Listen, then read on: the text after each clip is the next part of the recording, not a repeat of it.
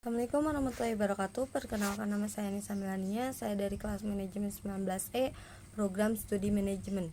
Di sini saya akan menjelaskan kembali dari video pertama apa itu reksadana. Reksadana adalah salah satu instrumen investasi yang bisa dipilih investor. Bisa dibilang investasi reksadana sangat cocok untuk para investor pemula. Apabila merujuk pada Undang-Undang Pasar Modal Nomor 8 Tahun 1995, reksadana adalah wadah yang dipergunakan untuk menghimpun dana dari masyarakat pemodal untuk selanjutnya diinvestasikan dalam portofolio efek oleh manajer investasi. Manajemen investasi atau yang bisa disebut MI akan mengumpulkan dana dari para investor untuk kemudian dikelola dalam penempatan investasi yang ada di pasar modal maupun pasar uang. Secara sederhana, reksadana adalah investor menitipkan uangnya kepada MI untuk kemudian diinvestasikan dengan tujuan mendatangkan return atau keuntungan untuk sang investor. Dari uang yang terkumpul dari sekumpulan investor ini, MI lalu akan menempatkan dana tersebut di berbagai instrumen investasi seperti membeli saham, obligasi, deposito berjangka, sertifikat bank Indonesia atau SBI, dan efek lainnya. Selain bertugas mengelola dana investor untuk menempatkan pada instrumen investasi, MI juga bertugas untuk memantau portofolio yang diinvestasikan secara rutin, lalu melaporkan pada investor reksadana. Reksadana adalah investasi yang cocok untuk pemula, karena dana investasi yang dikelola oleh MI yang pengalaman membuat investasi reksadana sangat cocok untuk para investor pemula yang relatif tidak memiliki banyak waktu dan keahlian untuk menghitung risiko dari investasi yang mereka tanam. Selain itu, reksadana adalah investasi yang relatif tak membutuhkan dana besar, sehingga cocok untuk investor pemula dengan modal minim.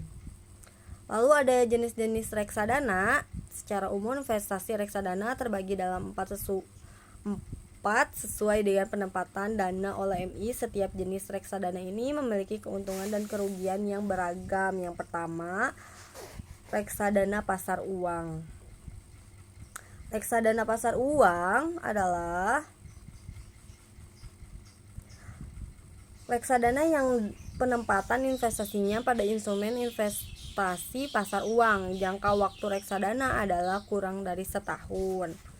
Investasi di pasar uang contohnya seperti investasi Bank Indonesia atau SBI dan surat berharga pasar uang atau SPBU, deposito berjangka dan sebagainya. Pasar uang sendiri memberikan keuntungan yang pasti sehingga hampir tidak memiliki risiko, namun reksadana ini relatif memberikan keuntungan yang sedikit. Lalu yang kedua, reksadana saham. Sesuai namanya, reksadana saham adalah penempatan dana investor oleh MI di portofolio saham sekurang-kurangnya 80% sesuai dengan karakteristik saham yang berfluktuasi. Membuat reksadana saham disebut-sebut sebagai investasi yang cukup beresiko namun juga bisa memberikan keuntungan yang tinggi. Lalu ketiga, ada reksadana pendapatan tetap.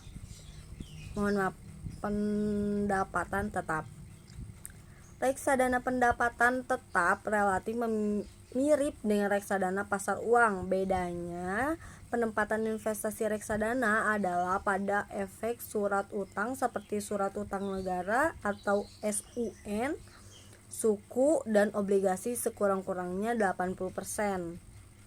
Karena ditempatkan pada surat utang, reksadana ini juga relatif tidak terlalu beresiko namun dengan keuntungan yang lebih sedikit dibandingkan pada saham.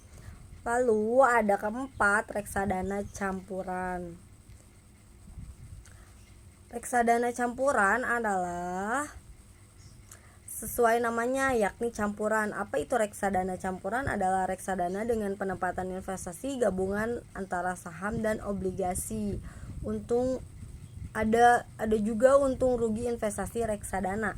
Keuntungan investasi reksadana yaitu bisa berinvestasi dengan modal minim. Lalu yang kedua, tak membutuhkan keahlian dan pengetahuan soal investasi dan risikonya karena dana diserahkan kepada MI. Lalu yang ketiga, efisien dari sisi waktu karena pengelolaan dana dilakukan MI. Lalu yang keempat, perkembangan investasi bisa dicek melalui online secara real time. Lalu ada yang kelima, banyak penawaran investasi reksadana sehingga pilihannya sangat beragam.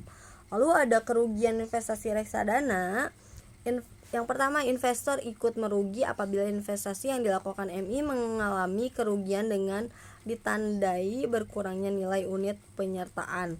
Lalu yang kedua, risiko likuiditas, yakni apabila investor kesulitan menarik dananya apabila sebagian besar investor melakukan penarikan dana.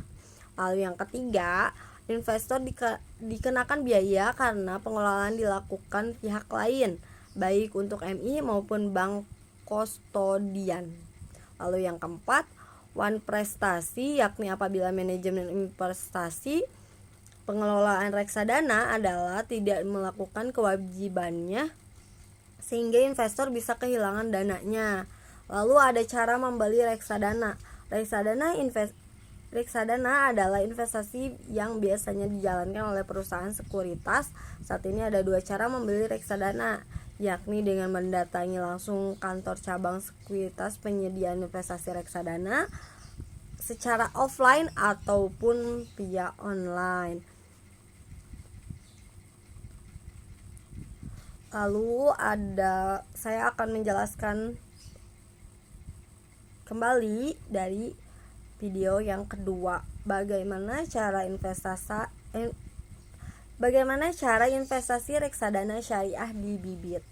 Cara investasi reksadana syariah di Bibit terbilang mudah. Ini karena di aplikasi Bibit sudah ada daftar reksadana syariah terbaik yang bisa kamu pilih. Lalu aktifkan preferensi syariah, maka akan muncul list produk reksadana syariah. Lalu bagaimana tahapan untuk membeli reksadana syariah di Bibit? Yang pertama, investasi reksadana syariah. Reksadana syariah merupakan salah satu pilihan untuk kaum muslim yang ingin menjalankan investasi secara halal dengan fatwa Majelis Ulama Indonesia atau MUI nomor 20 dan juga tata aturan oleh OJK, Otoritas Jasa Keuangan, serta DPS, Dewan Pengawasan Syariah. Maka kehalalannya sudah tak perlu diragukan lagi. Pilih reksadana syariah terbaik. Meski sudah dipastikan kehalalannya, kamu sebagai investor perlu jeli memilih reksadana syariah terbaik. Dengan mendapatkan reksadana syariah terbaik, maka akan berpeluang besar mendapatkan manfaat dan juga keberkahan dari investasi yang dijalankan. Lalu ada langkah-langkah investasi reksadana syariah di Bibit. Bagaimana cara menjalankan investasi reksadana syariah di Bibit? Yaitu pertama, download dan install aplikasi Bibit di Play Store atau App Store yang punya handphone Android ataupun iOS. Lalu yang kedua, ikuti langkah registrasi dengan menjawab beberapa pertanyaan yang diajukan seperti tanggal lahir, status perkawinan atau pernikahan, penghasilan bulanan, dan tujuan berinvestasi. Dari sini nantinya kamu akan mendapatkan profil risiko sesuai dengan jawaban yang diberikan sebelumnya. Lalu ada yang ketiga, selanjutnya registrasi dengan mengisi nomor telepon dan tunggu hingga mendapatkan kode verifikasi. Lalu yang keempat, setelah itu langkah-langkah hingga selesai. Lalu yang kelima, kamu udah siap untuk menjalankan investasi di Bibit. Lalu bagaimana kalau ingin memilih investasi reksadana di syariah di Bibit? Kamu bisa melakukan dengan mengaktifkan preferensi syariah di aplikasi Bibit dengan cara pertama, klik profil, kedua, berikutnya aktifkan toggle preferensi syariah. Lalu yang ketiga, terakhir, setelah preferensi syariah diaktifkan, aplikasi Bibit hanya akan menampilkan reksadana syariah saja. Lalu ada produk reksadana syariah di Bibit. Beberapa produk reksadana syariah yang muncul di aplikasi Bibit setelah mengaktifkan preferensi syariah untuk dipilih, yaitu reksadana syariah saham, Terus ada yang kedua reksadana syariah obligasi, lalu yang ketiga reksadana syariah pasar uang. Itulah penjelasan mengenai cara investasi syariah di Bibit. Dari informasi yang saya uraikan kembali, yang menjalankan investasi reksadana syariah di Bibit sangat mudah dilakukan. Begitu saja penjelasan saya dari video yang pertama dan kedua. Kurang lebihnya saya mohon maaf. Assalamualaikum warahmatullahi wabarakatuh.